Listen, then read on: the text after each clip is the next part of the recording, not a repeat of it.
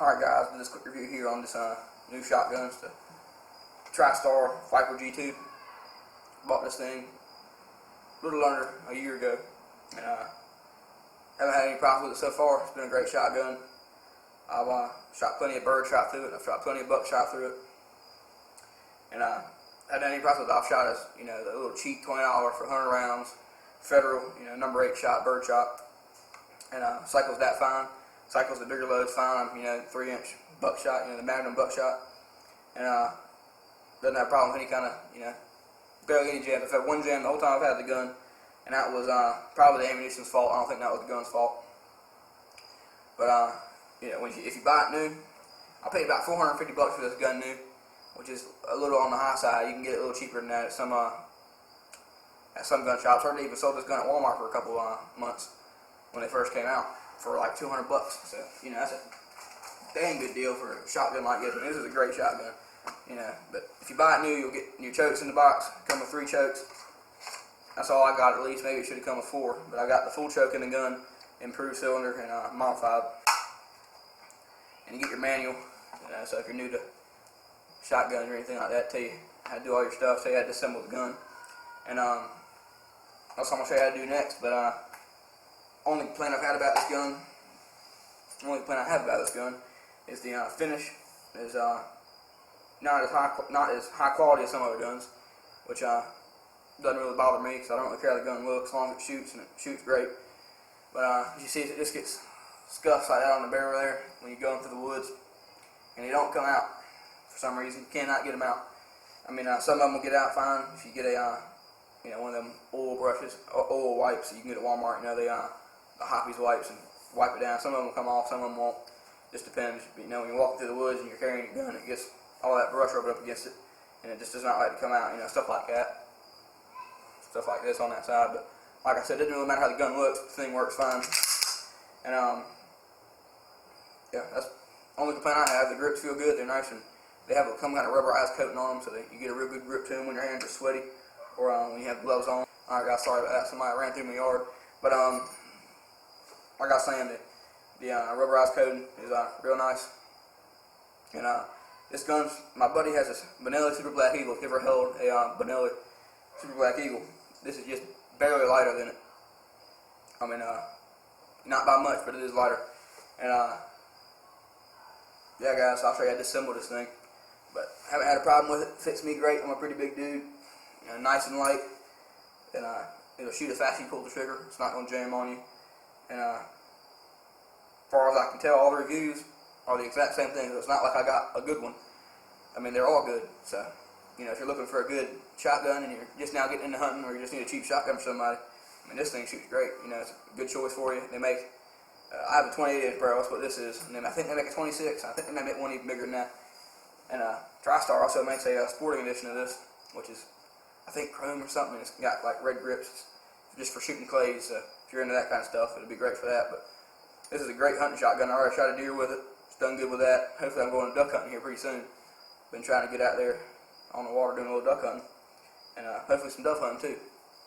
But let me show you how to disassemble this thing. I'll take it down to just the bolt, take it down to the parts, and I'll show you how to get that done. And I forgot to mention, guys, with the it'll shoot up to 3-inch shells. It'll hold 4 in the chamber, 4 in the tube, 1 in the chamber. So you got 5 shells there. And of course, with the plug-in, you only get 3. You get 2 in the tube, 1 in the chamber. But yeah, let me show you how to take the gun apart.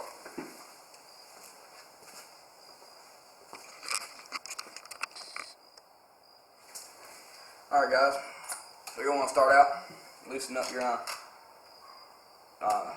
magazine tube cap. And if you didn't have a sling on here, this would just come off. But I got my sling, so I got to put it on my lap so I don't get it done up. That's a real nice aluminum. Feels good. It's got that feedback on there that you heard, so that way it doesn't come undone. But real nice and sturdy there. This whole gun feels real well made. It's not like it's some cheap little plastic.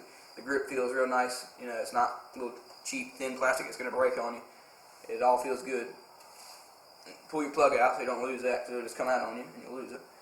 And pull your grip off. And like I was saying, this grip, it feels good. There's barely any flex in that. And nice solid piece of plastic. I'm guessing it's probably ABS. Like I said, it's got that nice rubber coating on it.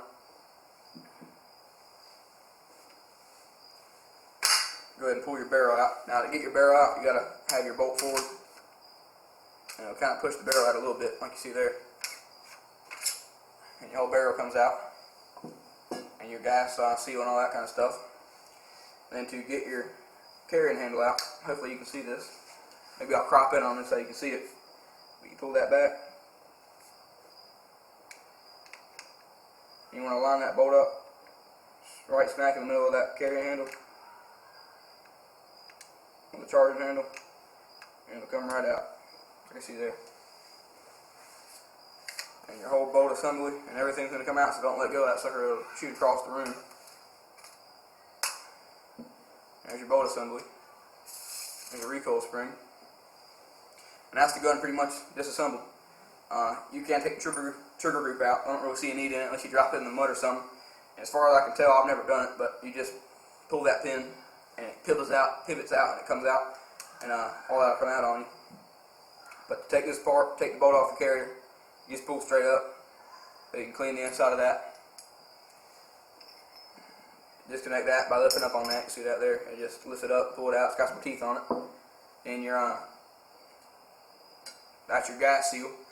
And don't know if it's true, but I've heard it's good to rotate this sometime, because the way this works, you know, it has a port in here, and that's where gas comes out to make the gun cycle. And if you keep this in one spot, the gas is always going in the exact same spot, and it'll just eventually wear out your seal and you have to buy a new one. But so just rotate it when you put it back in. But that's the gun disassembled. I'm sure you can push that knob there and take your spring out your magazine tube. I don't see the need of that either. You know, if you get your magazine tube's gonna get dirty, but it's not gonna jam your gun. It should feed. You know, if your shells are having a hard time going in and coming out, then yeah, you need to clean it. But I never had that happen. And yeah, guys, so put it back together, do everything in, you know, reverse. Put your carrying, your arm back on there, put your bolt back on the carrier. Put your recoil spring back on first, that's kind of important. Put your recoil spring back on.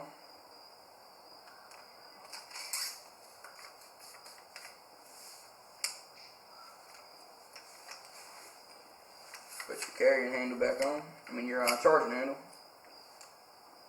And like I said, hopefully you can see that there. I'll crop in on it again. Line that up right in the middle. And it slides right in, no problem.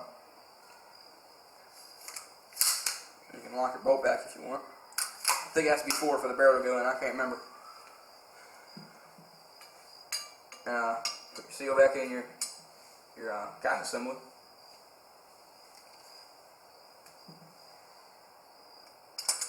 Put your barrel back on your magazine tube.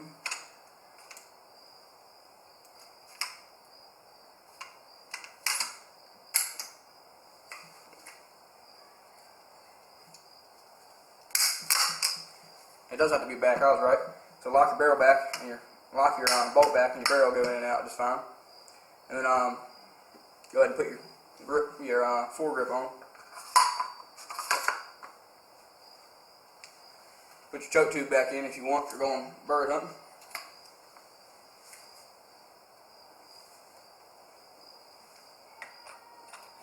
And put your magazine tube cap back on. And that's that feedback I was talking about, if you hear that. That way it won't come undone, and keep it tight. And then yeah, guys, the gun's put back together. And like I said, I haven't had any problems with it. I may be wrong, but I think the receiver's anodized aluminum, which just helps with the lightness. And really good sporty gun. You know, if you need to move it around, like I said, 28-inch barrel is a good in between. So you have a long enough barrel for deer hunting and stuff like that, but it's also short enough if you're in a duck blind, you can move the gun around real quick like you need to. And yeah, guys, thanks for watching. Hope this helped you out. And I'll definitely recommend the gun if you're looking at buying one. You don't want to spend all that much money. You don't want to spend $1,000 on a Super Black Eagle Benelli or a Remington Express, anything like that. Or Remington, not Remington Express, but just you're looking for a good cheap shotgun that's gonna last you a long time. I think this is the gun for you. It's been great for me.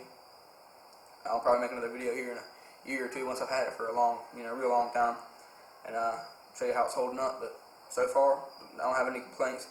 Gun's done great, But yeah, guys, like, subscribe, help me out. If you got any questions on the gun, leave me a comment. I'll be glad to answer for you. Alright, thanks for watching.